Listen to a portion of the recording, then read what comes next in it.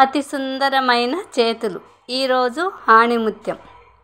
ఒక ఉద్యానవనంలో ముగ్గురు రాకుమార్తెలు కూర్చుని ఉన్నారు. వారిలో ఎవరి చేతులు ఎక్కువగా అందంగా ఉన్నాయనే ప్రశ్న ఒక్కసారి ముగ్గురికి తలెత్తింది. ఆ ముగ్గురు తమ చేతులే మిగతా ఇతర చేతుల కంటే చాలా అందంగా ఉన్నాయని తమలో తాము అనుకోసాగారు. అప్పుడే అక్కడకు ఒక దేవకన్య బిచ్చమెత్తుకునే అమ్మాయి రూపంలో వచ్చింది. ఆ అమ్మాయిని చూసి ఈ రాచకన్యలు తమ విలువైన గుడ్డలను సర్దుకుని ముఖాలను పక్కకు తిప్పేసుకున్నారు.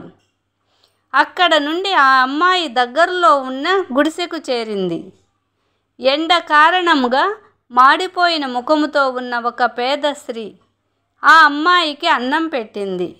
మారు వేషములో ఉన్న ఆ దేవకన్య ఆ స్త్రీకి అష్టైశ్వర్యాలు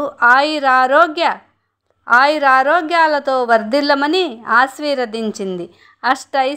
ఆయురారోగ్యాలతో ఉండమని ఆశీర్వదించింది. ఆ అమ్మాయి ఆమె అలా ఆశీర్వదించటం ఈ ముగ్గురు రాచకన్యలు చూస్తూ ఉండిపోయారు.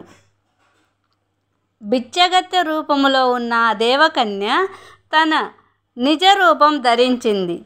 తన తోటి వారికి సహాయపడటానికి సిద్ధంగా ఉన్న చేతులే అతి సుందరమైన చేతులు అని ఆ ముగ్గురితో చెప్పి ఆ దేవకన్య కనుమరుగైపోయింది.